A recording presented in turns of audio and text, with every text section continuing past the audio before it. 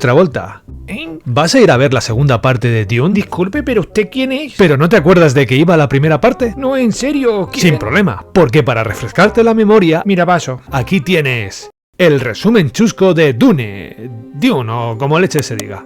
Ojo, la de 2021, no la destinguen gallumbos espaciales. Estamos en el año 10.191 y el emperador...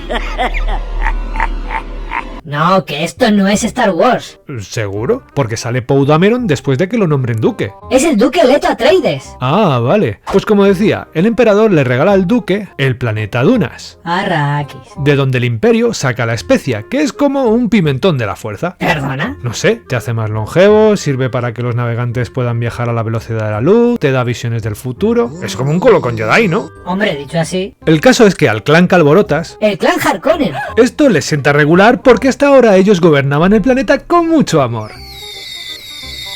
¿A esto lo llamas amor? Junto al duque va su mujer, Lady Jessica, que es una Jedi, Una Bene Gesserit. y su hijo Willy Wonka, Paul Atreides. que es un Padawan y posiblemente el elegido. ¿Te refieres a la profecía de aquel que traerá el equilibrio a la fuerza? ¿Te parece que es ese niño? Y además, el crío tiene visiones sin consumir el pimentón galáctico ese. La especia. ¡Qué guapa! Ah, esto es el amor Harkonnen. Para estrechar lazos, el duque manda a Khal Drogo No, Duncan Idaho. a que se vaya de juerga con la gente del planeta Dunas para que haya buen rollo con los locales. La familia feliz llega al planeta desierto, y todo está guay porque los moradores de las arenas Los Fremen. se piensan que Paul es el Jesucristo galáctico.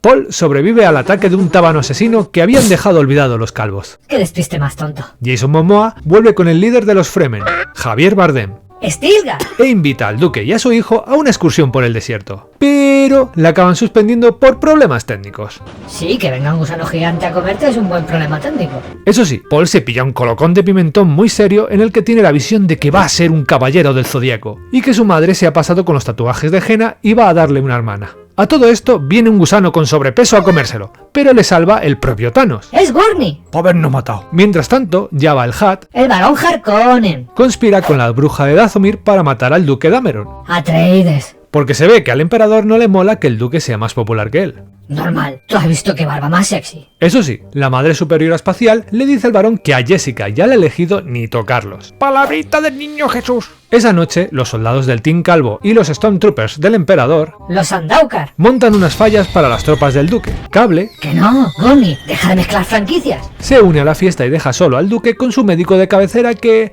resulta ser el traidor que ha abierto las puertas. Esta familia no gana para disgustos. Jabba extorsiona al Doc para que deje cabo al duque y lo lleve a una cena sorpresa. Obedece, pero no sin antes cometer una doble traición. Le instala al duque una muela del juicio final para que pueda dar matarile al varón. Mientras, estos calvos se llevan al desierto a Jessica y al elegido para que mueran allí. Yo prometí no matarlos, pero se los mata al desierto. Por el camino yo voy a ir haciendo así. Si recibes un golpe, será solo culpa tuya. Sin problema, porque Paul y su mami usan un truco mental Jedi y se libran de sus secuestradores.